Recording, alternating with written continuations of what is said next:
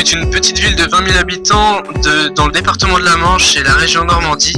Elle a 300 entreprises, 700 commerces et compte environ 18 000 emplois.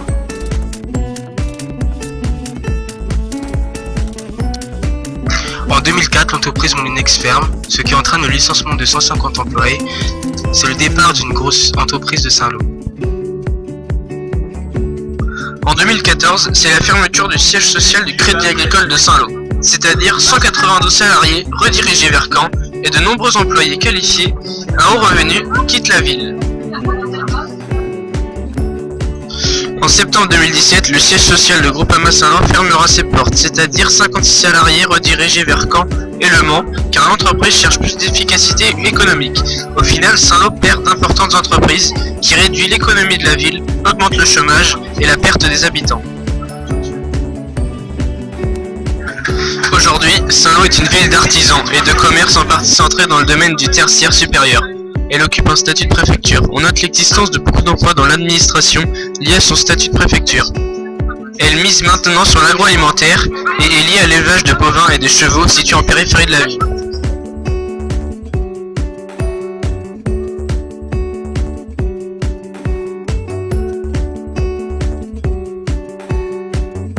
Planétaire est un exemple de réussite. Créée en 1984, l'entreprise a beaucoup diversifié ses activités, d'abord dans les meubles et ensuite dans la librairie dès 1996. Elle compte 25 salariés diplômés et ont un chiffre d'affaires d'environ 10 millions d'euros.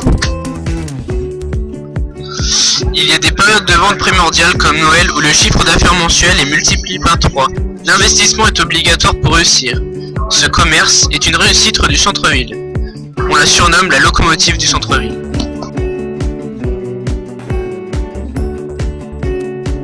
Le Capitaine, qui fête ses 80 ans en 2017, est un bel exemple de réussite. Cette entreprise de production de camions frigorifiques est l'entreprise la plus importante du bassin Saint-Lois en termes d'emploi.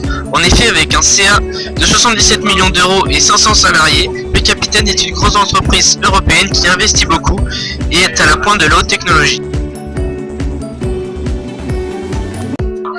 Investir, c'est-à-dire dépenser de l'argent dans l'agencement du magasin et gagner plus en faisant face à la concurrence afin d'attirer plus de clients. Diversifier ses activités, c'est-à-dire élargir ses secteurs de vente ou de production pour agrandir son marché en touchant plus de clients. Varier sa clientèle est important pour vendre plus. Les commerçants doivent pouvoir toucher les consommateurs de tout âge et les entreprises doivent toucher des clients en dehors de leur zone de vente habituelle. Faire un cours au progrès technique, c'est innover en achetant de nouvelles machines ou robots afin de réduire ses coûts et augmenter la qualité de leurs produits. Être bien placé, près des grands axes où les livraisons peuvent être faites facilement, mais également près des centres commerciaux où il y a beaucoup de passages. Avoir de la place, c'est-à-dire avoir une grande capacité de stockage selon l'activité. Une bonne trésorerie est importante pour faire face aux périodes à faible vente et investir sans accuser les conséquences.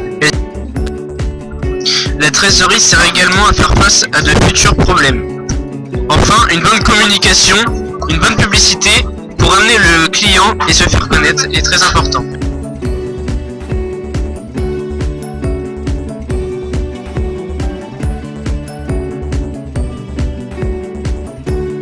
L'entreprise doit faire face à des problèmes de parking car les places sont de plus en plus rares en centre-ville. Il existe également des problèmes de stock car les locaux sont trop petits en centre-ville et les grands locaux sont trop chers, tout comme le loyer en centre-ville. Il y a une désertification des centres-villes qui pousse les consommateurs en périphérie et à consommer dans les centres commerciaux. Les commerces du centre-ville subissent une forte concurrence des supermarchés. Les entreprises se font concurrence et il est également difficile de trouver des emplois qualifiés. Elles subissent également l'attractivité des grandes villes comme Caen ou Rennes. Le marché de Saint-Lô est restreint car il y a plus d'offres que de demandes. Les entreprises du bassin Saint-Lois rencontrent des problèmes et des contraintes qui freinent voire limitent leur développement. Mais Saint-Lô reste une ville dynamique grâce à de grandes entreprises implantées depuis longtemps.